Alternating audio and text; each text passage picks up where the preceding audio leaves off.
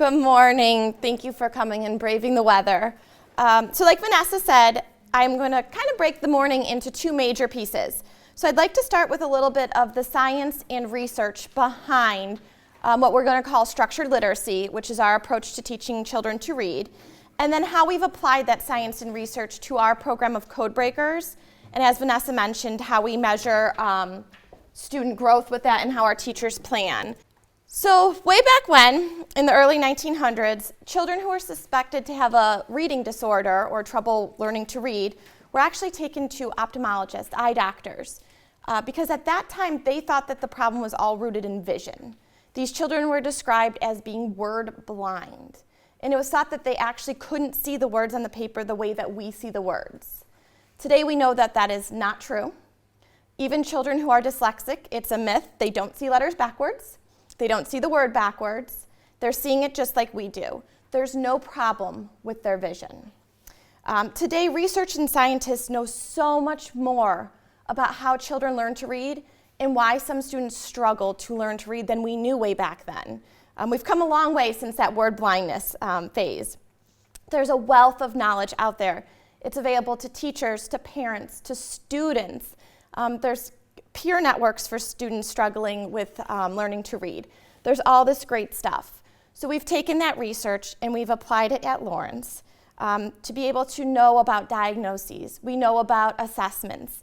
We know about all these great things. Unfortunately, that also means that we know that the National Assessment of Educational Progress consistently finds that about 35% of our nation's children are reading below a level that is basic in 4th grade. But there's good news. Research has demonstrated that most of these reading challenges can be remediated with a highly skilled teacher and the knowledge that we know. The evidence-based methodology that's the foundation of Lawrence's approach to remediating these challenges is abbreviated MSLE. So you're going to hear that term several times this morning. It stands for Multisensory Structured Language Education. Often you're going to hear it as just the buzzword structured literacy. MSLE, structured literacy, same thing. Structured literacy is what you'll hear more in the parent network, whereas MSLE is more the research network that you're going to hear. So those two are interchangeable. And these basically pertain to strategies that are rooted in the OrtonGillingham philosophy that I'll introduce you to in just a few moments here, and are really rooted in multisensory strategies. We're linking the ear, the voice, the hand, and vision, all simultaneously to create as many neural pathways in the brain activated as possible to help these children learn to read. It's a combination of explicit, systematic, cumulative, and direct instruction. So our teachers all keep that in mind when planning your children's lessons. These help the students recall information. So let's start with a little bit of what is this structured literacy in more layman's terms. So if you take a look at the left side of this slide, it has a typical brain versus a dyslexic brain comparison there. You'll notice in the typical brain there's 3 major areas of the brain that are activated, and that's when a student is trying to read a word. That's word recognition pathways. It has to do with knowing the parts of the word, the sounds, the letters on the paper, all those things require all those areas. Unfortunately, we know in children who struggle to learn to read, they really kind of over-rely on that front, that Broca's area, and they have over-reliance, and the other pathways aren't activated.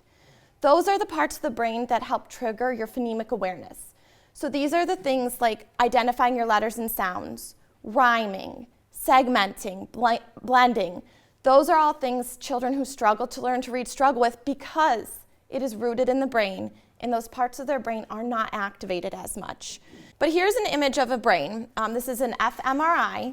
They have begun to do FMRI studies on children with learning challenges so that we could find out more, so that we've moved away from our word blindness phase.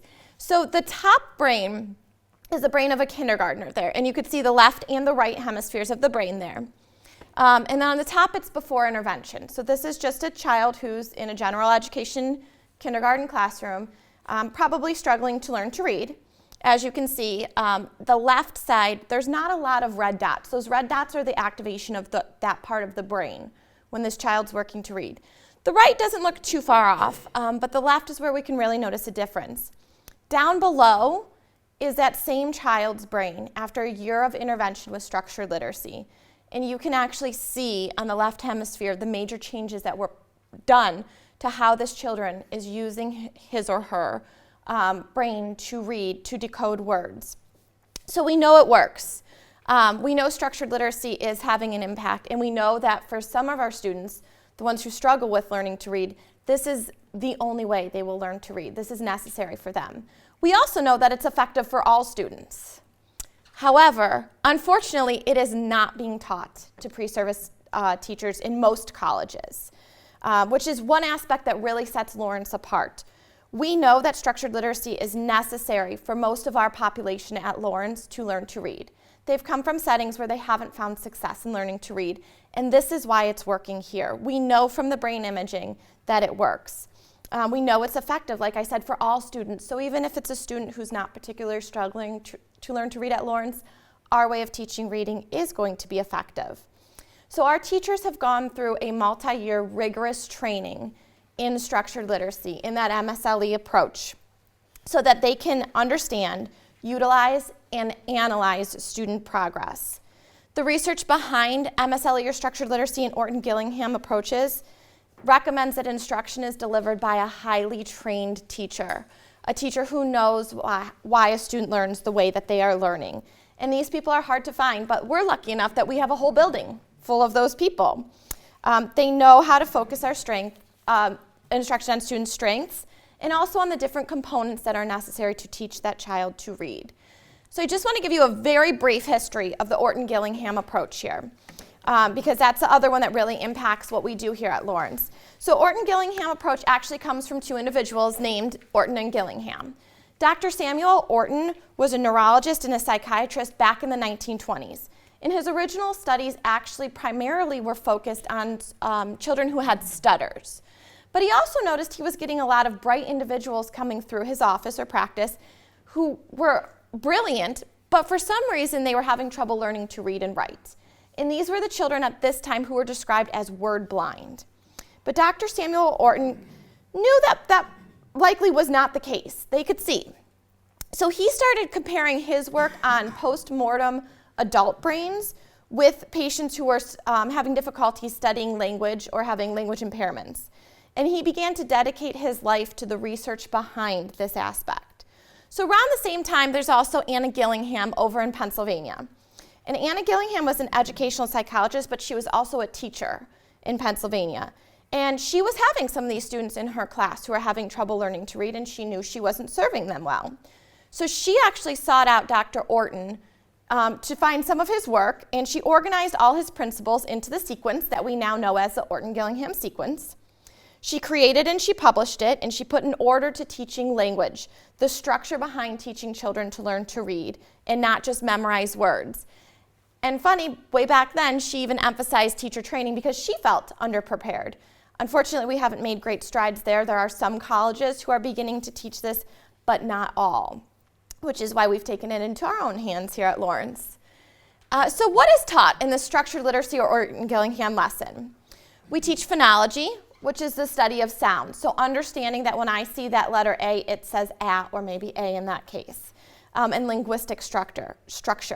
It is sound symbol association. So it's actually linking that letter to what's written on paper or the other way around. We teach syllable instruction, and we're going to go into that when we get more into the Codebreakers piece too. Our students are taught the 7 different types of syllables, and that's important to help them know the vowel sound, to break the code to learning to read. There's morphology, which is those pieces and parts that make a word meaningful. So your prefixes, your base words, your suffixes put together, how it changes the form or usage of a word. Your syntax, which is more your grammar, and your semantics, which is your meaning. So if you think like your idioms, play on words, things like that. All that is taught in a structured literacy lesson. And it is taught through simultaneous and multisensory instruction. So that's what I mentioned before when we link visual, auditory, kinesthetic, and tactile. But it's simultaneous. So our students are doing 2 or more at the same time. So it's not just enough that our students might be writing letters in rice. They're also saying the letter or the sound or the word that they're working with at the same time. We're giving meaning. We're activating as many neural pathways as possible. It's also systematic and cumulative, which means our lessons adhere to a fixed plan or method. They're so easily depended by the student, and we're going to see some examples of that here in a few moments. The outcome of that kind of instruction is that students gain knowledge of the language, and they also can see how it works cumulatively. How I can change as I add more syllable types or more letters to a certain letter to change, and maybe now it's a vowel team and it changes the sound. Each new piece of information is added over time, and not until a student has mastered the previous part. Our teachers don't just move on because in year 2 of being at Lawrence, they need to be through this point.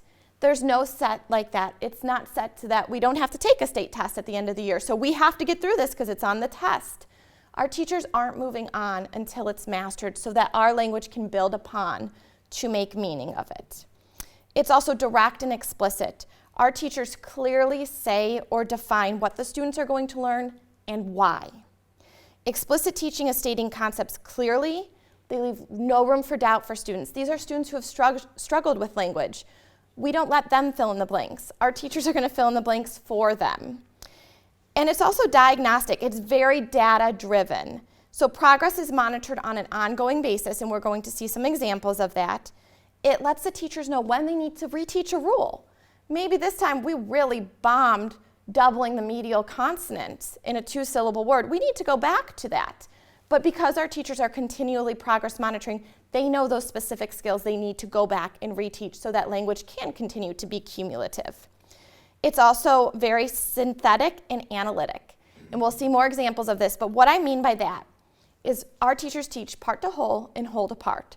So for part to whole, I'm taking individual letters, combining them to make syllables, combining syllables to make words. But our students are also taught to do it the other way around. They're taught to take a word, break it into syllables, look at the individual sounds in those and how they're pronounced, and put that word back together that way. So it's done both ways here. So like I said, we have a daily lesson plan. All components of a structured literacy lesson plan build on necessary associations for successful reading, spelling, and writing. These 10 components come from 10 years of research done at the Texas Scottish Rite Hospital on over 1,000 students who were struggling to learn to read. And they found that these were essential in teaching a student to read with a systematic approach. So structured literacy in OrtonGillingham teaches based on these things. So this is our schedule strip. I have an example hanging down there. I also have a picture of this is how it looks in one of our classrooms. So in alphabet, our students every day are working, depending on their level, with recognition, sequencing, dictionary skills, finding guide words, looking up the pronunciation of a word in a dictionary, all related to alphabet. Our reading cards, we'll see an example of those in just a few moments. Some of your children will make a celebrity video appearance here. They are working daily to instantly name letters or graphemes that they see on a card and translate it into a sound. On the other hand, their spelling cards, they do daily again, where they are actually translating that sound that the teacher says into the written representation on their paper of the 85% of our most reliable spellings. And we're taught to do that fluently. Their new learning part of the lesson is what we call Codebreakers at Lawrence, and that's what we're going to take a greater look into in just a moment. This is where they learn a new concept, a new rule, a syllable type, or a sound for the day. And then, of course, we have your traditional reading lessons where they practice decoding words. They read words, phrases, comprehension lessons, chapter books, those great things. We have handwriting daily. This might be cursive, it might be manuscript, it might be typing. There's all different ways to handwrite these days. And depending on the student's needs, it might be a different variety there, but that's a whole nother hour I can spend on that. Spelling is done in Codebreakers daily, and this is where our students are really working on putting those sounds into words and spell. This is usually one of the later skills to develop. So if you have a kid, you're like, wow, can't you spell, but you're reading, we'll talk about that too, but it is one of our later skills. Verbal expression is our goal to increase comprehension across lessons.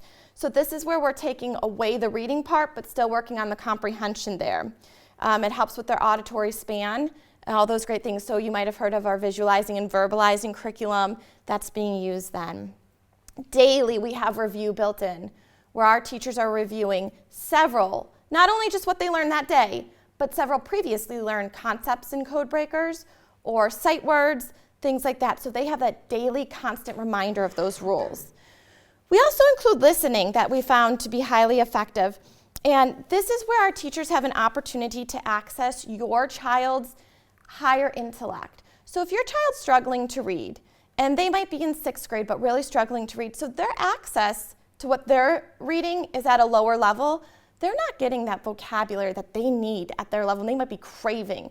So this is a teacher's opportunity to really read something at your child's intellectual ability to comprehend and work on those great things. Also to hear some of the texts that maybe peers who are at grade level might be reading in other schools. So that's daily, what your students are doing every morning. There's a reason they come home tired. So what is Codebreakers? Codebreakers, like I mentioned before, is based on the OrtonGillingham approach. So we took those methodologies that Anna Gillingham had put Dr. Orton's philosophies in order, and that is the order of our Codebreakers there. It is multisensory. It's based on structured literacy, so it is direct, it's systematic, it's cumulative, it's explicit, and sequential. You'll hear those 5 things several times, as well as those visual, auditory, kinesthetic, and tactile pieces several times. Those are the roots to our program. That is what is happening every day, all day at Lawrence. So auditory, what I mean by that, I mean they're talking, they're listening, they're responding, they're using their ears. Visual, we have lots of diagrams and pictures. You're going to see some examples of those. In every classroom, you will see the same diagrams and pictures. It doesn't change from our little guys through our older kids. Because they're all using Codebreakers, it's all still the same. They need the same cues to unlock it. So you'll see those same things in all our classrooms. It is necessary for all our students. It's kinesthetic, it's tactile. So we have touch, we have large body movements. So what I mean by that, they might be skywriting in the air a letter or group of letters to help them remember it. They might be writing really big on paper like this on the wall to make it that large gross motor. But they also might be doing, I know some of your kids' favorite is the shaving cream days. Shaving cream, sand, rice. They have their cross-stitch screens that they might be using that some of you see coming home. Felt, all these great multisensory things. Not only in a kid's eyes does this make it more fun, what they don't know is it's actually helping their brain. We're activating as many parts of that brain that we saw earlier in the science piece of this as possible through these methods. And our goal by the end of Codebreakers is for the student to be able to read and or spell well upon the completion of the program. It might not be perfect, but well. And it is not a textbook. It's not your English textbook that you're going to see in a traditional, as you're getting into upper elementary and middle schools. Codebreakers truly look like this. This is book 4, and I have these materials out. You'll be able to take a look at them in a little bit here when we conclude. All the books look the same. This is the teacher's manual, and I'm sure some of you have seen, you might not have yet this year if your child's new to Lawrence, the workbooks that come home too. This is what their workbooks look like. And you can take a look in a few moments when we conclude here. I have samples from each level of Codebreakers from books 1, 2, 3, and 4. So you can see kind of the similarities and the differences as they move through the program. But that's what Codebreakers looks like. So we teach syllables. And what I said before is that's our main cue to unlocking what a word is. So why do we teach syllables? It's our strategy for attacking unfamiliar words. So if I put a really large word on the board, like anti-disestablishmentarianism, can't even say it, right? I can break that into syllables. My first syllable is A-N. Is that overwhelming? Not at all. Even for one of our 3rd graders, they can read A-N really well. Second, even some of our kindergartners can read A-N. That's not overwhelming. That whole big word is overwhelming, though. If I can break it into syllables, it's suddenly less overwhelming. I can tackle that word. Learning my syllable types helps me understand the vowel sound. Each different syllable type, if you're looking where you categorized them, they're categorized based on that vowel sound. And we'll take a look at what I mean by that here in a few moments when I introduce you to our 7 syllable types. It makes unfamiliar words less overwhelming. We'll read it part by part. We're going to take that vowel sound, label the syllable type, and we're going to know what the vowel sound is from there. So the whole point of syllables, like I mentioned, is to determine the sound a vowel makes. So in Codebreakers, there are 7 syllable types. Well, that's not just Codebreakers. That's in general. There are 7 syllable types. Our students learn one at a time. So it's not like in book 1 when a student comes to us as a little kid, we're going to say, here's the 7 syllable types, like you might see done some other places. We're going to take one by one. We're going to reach mastery of that syllable type. We're going to apply that syllable type to our reading. We're going to apply that syllable type to our spelling. And once we have that mastered, then we're ready to learn a new syllable type. And we're going to take that second syllable type, and we're going to master it for reading. We're going to master it for spelling. Then we're going to take it and combine it with that first syllable type, because words can be 2 or more syllables with different syllable types. Once we have mastery of that, we'll move on to the next, and so on. So if I have the word he, H-E, you might have categorized that as an open syllable, and it's open because it ends in a vowel. Not only that, but my mouth is also open. He, a vowel is an open mouth sound. My mouth is open at the end of it. That's a long E sound. I can say he. I hear the long E sound. I can change that syllable type completely by adding an M to the end of the word. Now I have the word hem. My E no longer says E. My E is now saying hem. I changed my word from he to hem, and suddenly I have a closed syllable and a whole new sound for my vowel. I can take that same letter E, and let's add an A into my word. And I'm going to change my M to a T. So I have H-E-A-T. Suddenly, it looks closed still, but I threw that A in there, and I made it a vowel team now. And suddenly, my E is back to saying E again, because it's a vowel team.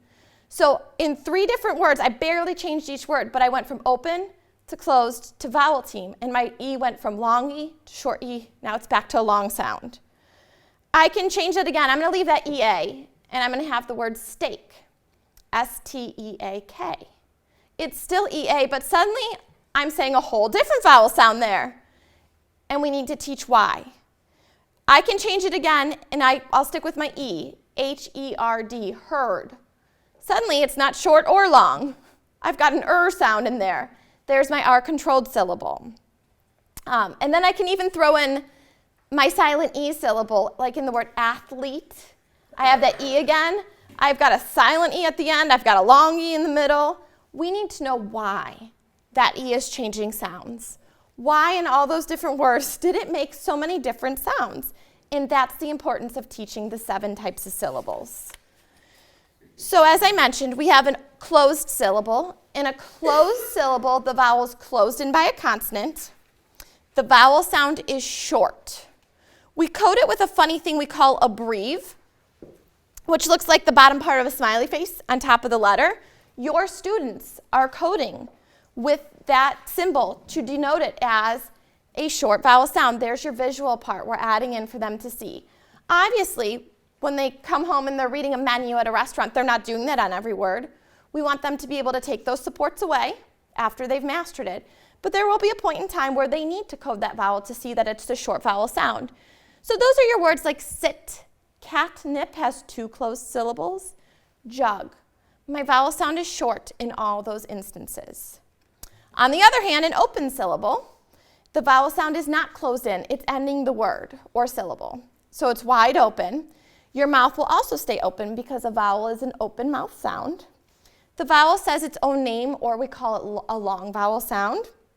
It's coded with a funny thing we call a macron. A macron is that straight line across. So those are words like so, he, hero, and high.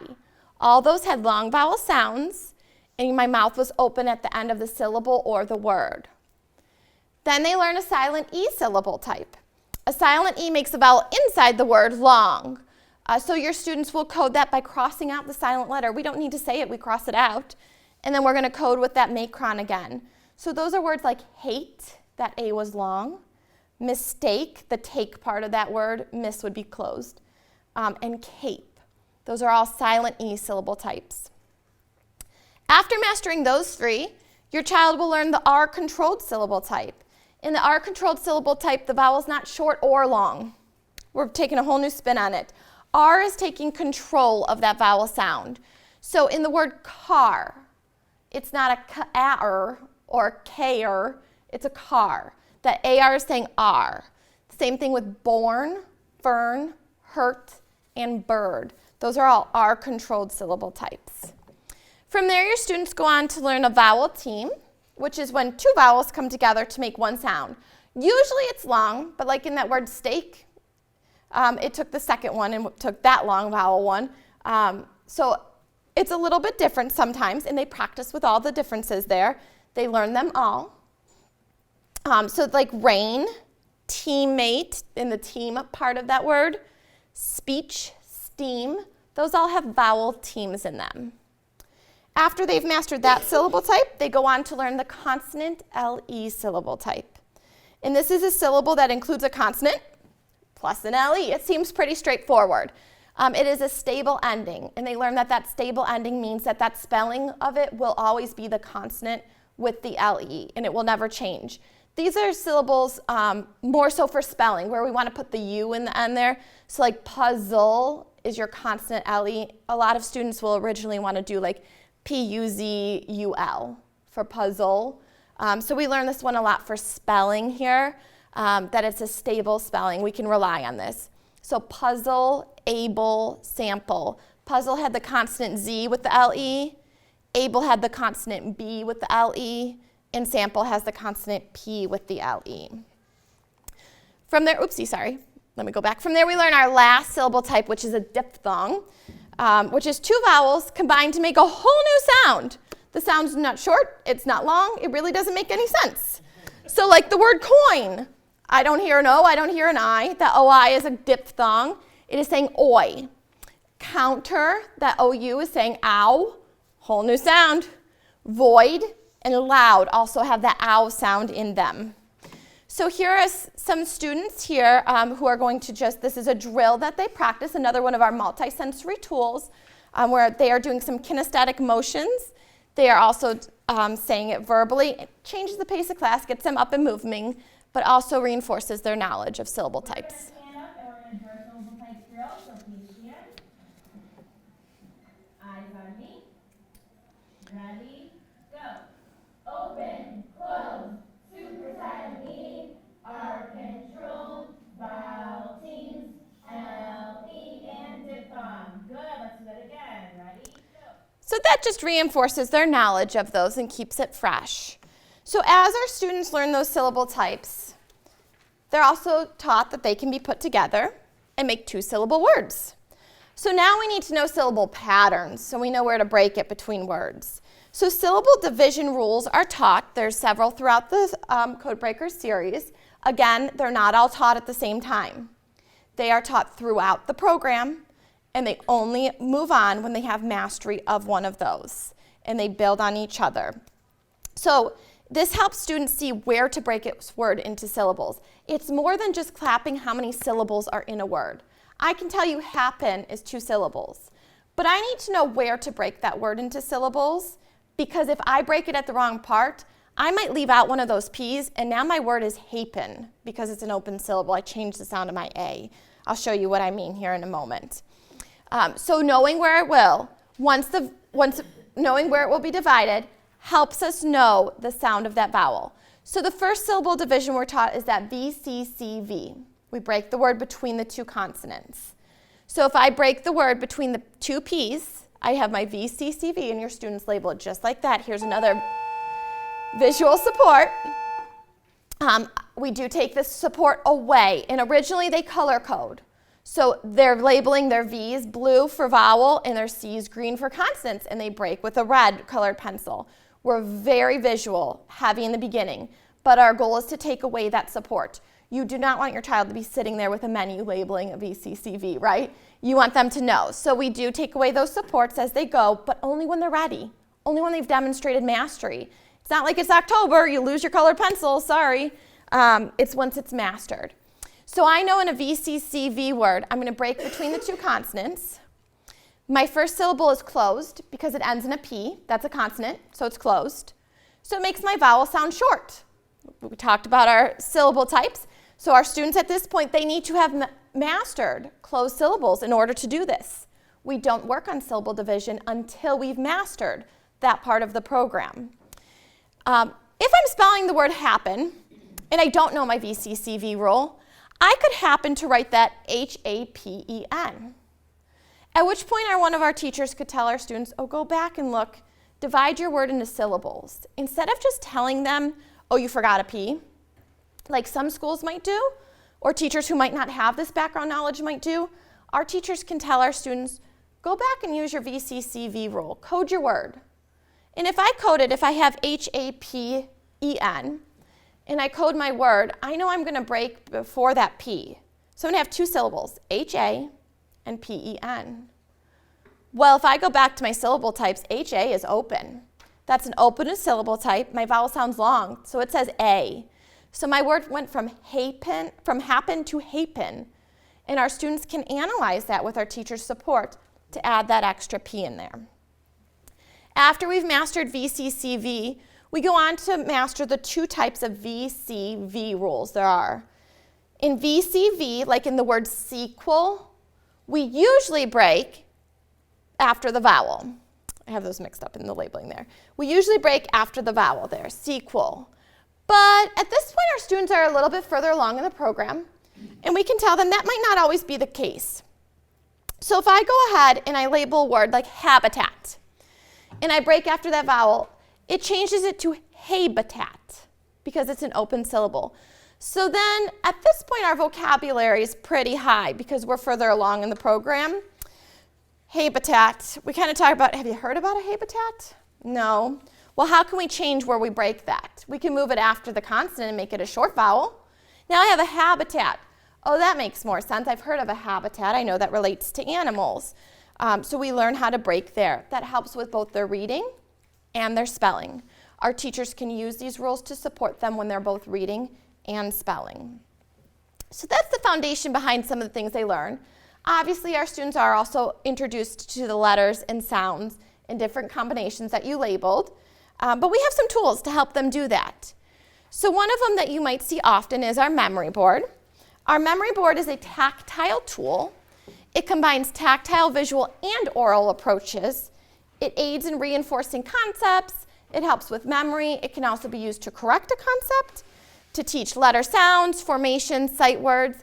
It's also a safe place because if your child is writing on it and saying it while they're doing that, maybe they're spelling the word said, S-E-D. Well, no one saw that they just made that mistake. They don't even have to erase. They can just simply try again. So this is a harmless way to practice spelling. It's also activating my neural pathways of my tactile approach there because it's textured. It's a little bumpy, I guess I would classify it as. Another side is smooth, and the student can simply trace on it. They can write and activate their pathways that way. Another tool I kind of alluded to before is our Codebreakers Cards. These cards are done in classrooms daily, from our littlest guys all the way on up through some of our older students who completed your answer keys for you. The only difference is those older students who completed your answer keys have much bigger decks of cards here. There's 26 letters in the English language, but there's 44 sounds. From those 44 sounds, there's 98 graphemes. Graphemes was a great question some of you had. That's the written representation of those letters. So I have 26 letters, 44 sounds, 98 ways to write those sounds. Holy cow, no wonder it's so hard to learn to read and spell. English is an extremely challenging language. So our Codebreakers cards allow for mastery of 85%. So those regular words and spellings to be mastered for encoding and decoding, for spelling and for reading. Fluently is our goal. So this increases their automatic response as students translate between paper and sound to paper. So these are examples of our Codebreakers cards here. And I have a video that some of you will see your own children in. These are our first reading ones. So our students in our oldest classes have complete decks this big, and they can go through them in under 5 minutes, where they actually label the parts of words. So our student response to this would be a diphthong OI, and they verbally label it as a diphthong to reinforce that knowledge of the syllable type. And they're going to go through this whole thing. Now, some of them are just simply letters. That's what you might see if you have a younger student here.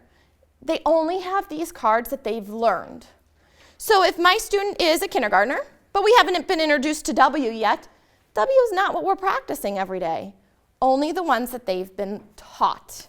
And these are done to increase their fluency so that they can rapidly recognize those. We know that rapid automatic naming is a huge predictor of reading success. This helps increase that skill. The other part of their reading cards, this might be one you'd see in a younger students. You're going to see it even in our oldest students' decks. However, these ones might be only in little ones.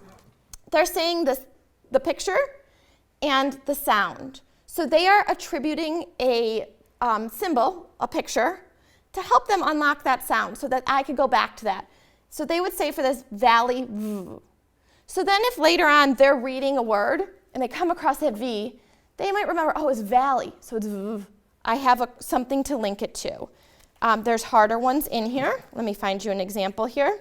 We have our R controlled, so we would be saying fern, all the way down to those diphthongs are going to make an appearance. We also have some trigraphs here, IGH, I. And as they master those, they are going through and adding them to their decks. And this is done daily in your students' classes. Then we have our spelling ones. And these are done in a multisensory approach. So these are for the teachers. The teachers are going to say the sound written at the top of the card. And our teachers are all trained. If you peek through these, you might not even know what some of those look like because there's funny symbols. And then it has the most reliable 85% spellings of that sound. So for this one, my sound is aw. Our students can respond AW and AU if they've been taught both. They only are expected to respond with the ones they've been taught. They're also done in a decreasing order of frequency. So I'm saying AW first because it's the most common way to spell that aw sound. AU is the second most common. Some only have one spelling. For example, this card has h, which I'm going to spell H. Our students can accurately practice their sounds this way, but also their reliable spellings. So I do have a video briefly. You'll see both the reading and the spelling cards done. This first one's the reading cards.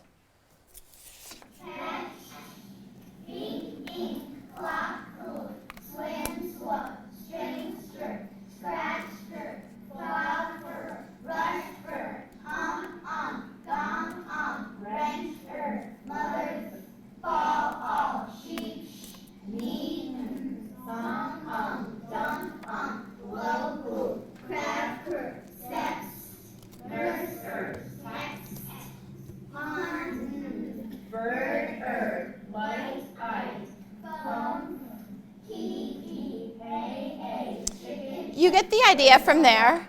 This is a spelling one, so you can see they're doing it writing on their desk. The most common way to spell ool. There are two ways to spell ool. Make sure you write the most common way first, and then the second most common way second. Ool. Yes. Ool. All right, what did you get for the most popular common way to spell ool? Did you get, Julie? L. L is correct. And the second way? Noah? L, very good. L, E is going to be all right, there is only one way to spell up. One way to spell up. Up. What did you get, Deontay? You, very good. Raise your desk. There is one way to spell one way to spell what did you get, Laura? S-H. Very good. S-H. Erase. There are two ways to spell d. Two ways to spell d. D. D. What did you get for the most common way, Julie? D. D. Good. D should be the first letter that you list. And what's the second most common way? Deontay. E-D. Correct. E-D. So you saw they were writing on their desks there. That's one multisensory output. It's not the same every day. They might not be writing at all one day, and they might just be verbalizing. They could be doing it in sand, in rice, on their sandpaper. Shaving cream, like I said, is a very popular one. Taking wiki sticks, if you know what those are kind of those wax sticks, and writing it on the wall with the wiki sticks is another fun way, just to make it multisensory, and they're moving through that quickly. You heard some responses that had more than one. You also heard in that D response there was suffix ED. We're adding in that morphology piece. We need to know that that spelling of ED is reliable, it will not change, and it does have meaning, and it's a way to spell D.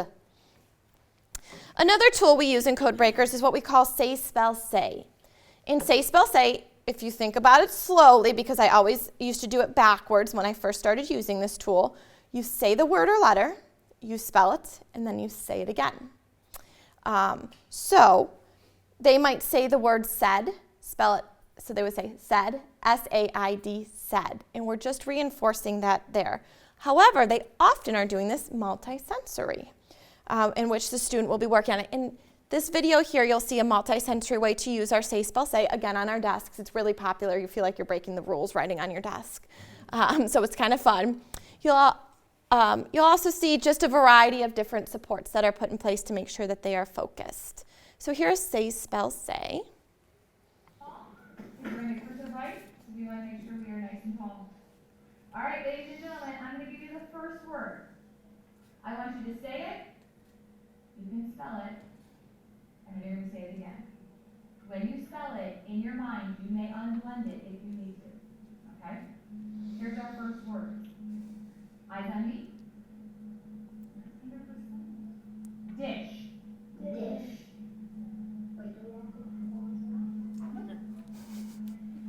You're going to say it. Spell it as you say it. D-H-I-S-H. Let's unblend it for you. So here, you can listen. I go dish. Dish. Unblend it. D. Unblend the sound. Did. Good. Now write those letters and make that sound. Did. Good. Now D-I-S-H. good. Now you're up as angel. Let me put it together. So when I say it, what is this word again? Dish. Good. Touch your knees. Dish. Good. Now touch each letter. Dish. Did. H. What letters? E-I-S-H. Good. So when I'm asking for letters, I want you to touch the name of the letter. You're working on it. All right. Everybody should D. All right. S-H. So you saw some good error feedback in there as well, where they unblended. What you also saw Karsten do was finger tap. We're going to talk about that just in a moment, but I wanted to highlight that since you did see it there. Another tool your students use often is our manipulative letters. These are cards, and they are digital. You might see it in a different way depending on the classroom that you are in. This is an opportunity for your student to move the letters and build a word. However, just like that SH, you just heard Carson label it as a digraph SH. It makes one sound, and if you could see on the video, you might not have been able to see. He connected those two, even though he separated his other sounds because they're one sound. Shh is one tap that he did on his fingers when he tapped it. So SH is on one card. So it's another visual reminder for your students that this is how those letters are grouped together. They can spell them. Our consonants are one color, they're black. Vowels are red. Digraphs are green. So everything's a different color too to help your students see those differences in the parts of building a word together. It's also another safe way to spell. If I make a mistake, it's really easy to swap out a card instead of having to erase and have proof of my mistake. So it's another way to build confidence there. I alluded to some of our visual diagrams earlier.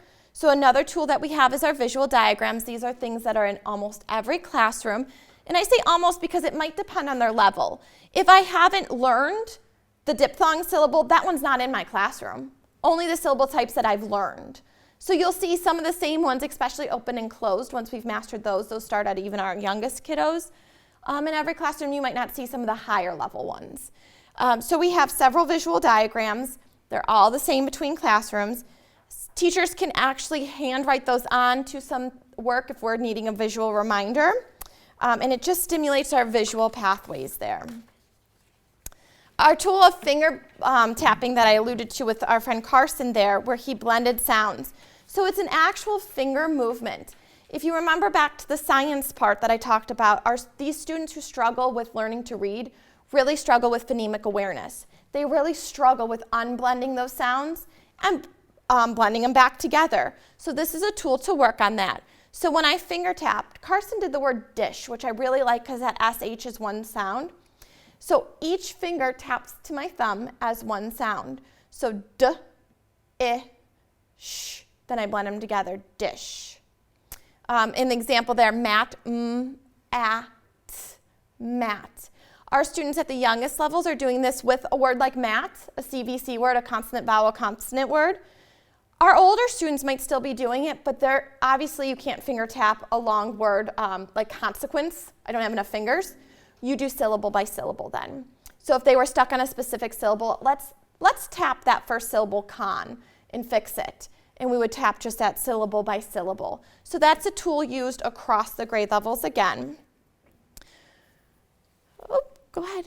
There we go. We also have our hand signals that you might see. This is a kinesthetic movement. Our students do this from our youngest age levels all the way on up to reinforce our vowel sounds especially, but any other important concept. But then our teachers can use it too. So in this video, you'll see them do some hand signals for our vowels. And you'll see A, apple, ah, where they pretend to take a bite out of that apple to really enforce the shape of the mouth. But then if Dee Dee's over here writing a word and she's stuck on that vowel sound, I can walk by and just give her a little hand signal and suddenly, oh, it's A. I didn't have to say a word to her to point out that she was stuck. All I had to do was cue that visual reminder. So this is an example of our vowels. Go. A, apple, M, E, apple, M, I, neck, in, O, underline, U, up. Some of our younger ones have more energy in the jumping. They weren't a very enthusiastically jumping class, but that's okay. They had their up. That's also a really great one for when our students just need a movement break because they really do love that U, up, In Codebreakers, your students are also taught a lot of sight words. Sight words, for the most part in Codebreakers, do not follow a phonetic pattern. Some you might see your child come home with and you're like, why are these a sight word? For example, look. Look comes up as a sight word early on in book 2, mostly just because it comes up in a lot of reading. They really need to know that word, but they're not learning that O until book 4, so years later. But they need that word. So if you're ever wondering, why is this a sight word? It might be that instance. For the most part, though, they do not follow a phonetic pattern. So for example, the word I used before, said. I don't pronounce it said or said. It's said. It's making a short E sound, actually. So our students are taught to actually look at that part of the word that's not following the rules. Our teachers will circle it and draw their attention to that part of the word. Explain why this word is a sight word. And then they are going to trace it, they'll copy it, and they'll write it from memory several times because unfortunately, these are that 15% of our language that we just have to memorize. 85% of our language we can teach you rules to rely on. 15%, unfortunately, we do just have to memorize, and these are those words. So you could see just some pictures there of different multisensory ways we could do that. The glitter glue is a really popular one. I know that goes home on note cards. This one, they might have been using those cross-stitch screens if you've seen your child come home with those to make it a little bumpy and they could feel it. Painting over crayon. We have sand. You can buy sand that's like 2 different textures even. Then we have several of those here using the cards. Just writing in different colors. Lots of different tools are always used. It's switched up constantly how your child's working on their sight words. So those are some of the tools. So I've mentioned that we have 4 books that your child will progress through. So a common question is always, when will my child complete the program? Unfortunately, like I mentioned before, I don't have a specific answer for you. It's not like we're in 3rd grade, we need to be through book 3, and that's the only way because at the end of this year we are having a test on book 3, and that is it. Like I said, we don't move on until they've mastered a concept. So we are going to move as fast as we can to get your child through this program, but we're also moving as slow as they need us to. If we need to be on that VCCV for a month, we're on it for a month. And if that's how long it takes for your child to master it, we're not giving up on them. We're making sure they master that. So we're going to push them through the program as fast as we can. However, we are going to be mindful that we know it has to be sequential and cumulative from the research. We are going to make sure they master it, and we aren't moving on until they've mastered it. That being said, each lesson builds upon a previously learned concept. So if you come to me with a 6th grader who's struggling to read, it's probably not appropriate that they start in book 1 learning that A says A and B says B.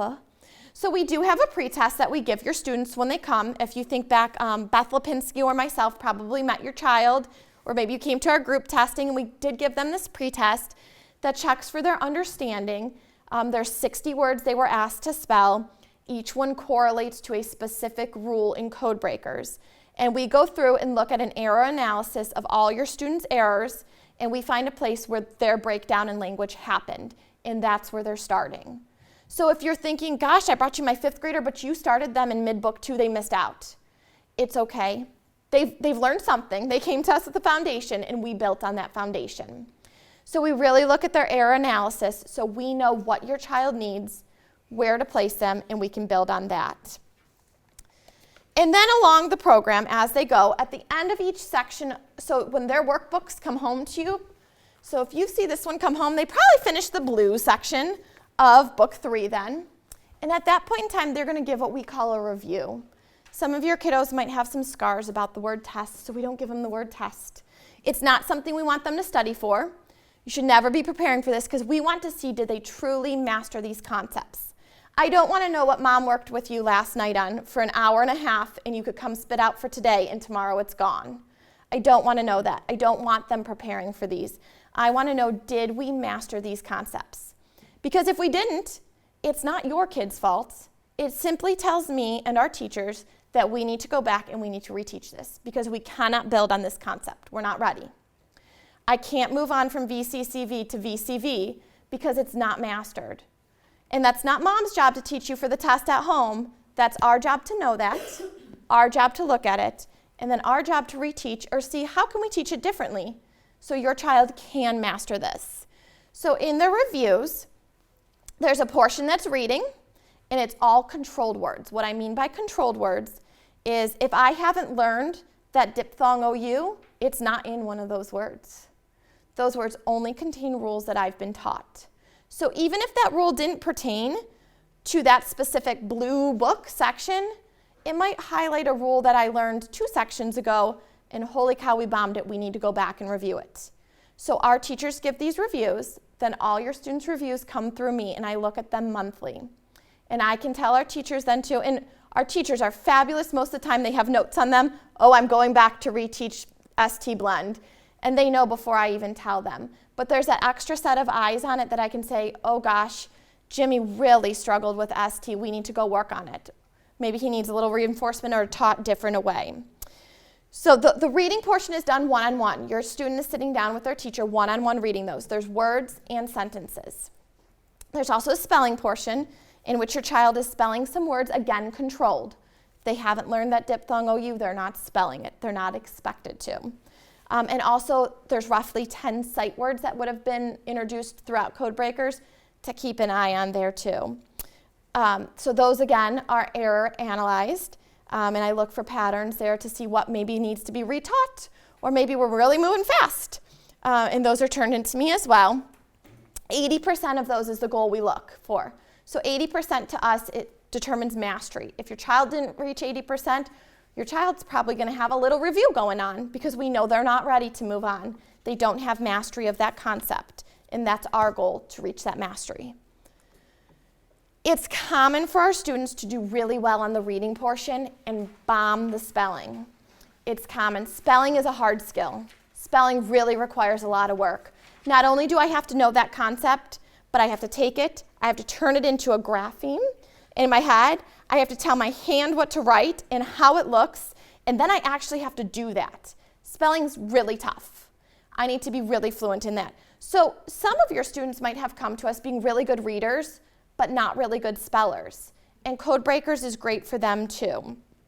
And why does this happen? A lot of your students might have high comprehension skills, so they're using context clues, they're using other things like the picture to help them guess the word, they might not actually be truly decoding it in that case. But in spelling, there's so many options. You heard Mrs. Lewis say there's 2 ways to spell that D. We need to know that it's not ED in this case. It's that just the letter D. So for some of our students, Codebreakers will only be used to increase spelling skills. For some of our students, it will be for reading and spelling. So one approach, if your student's really struggling with spelling, that you might see the teacher do is you might see them really highlighting or circling parts of the word that apply to that rule to really draw their attention to it visually.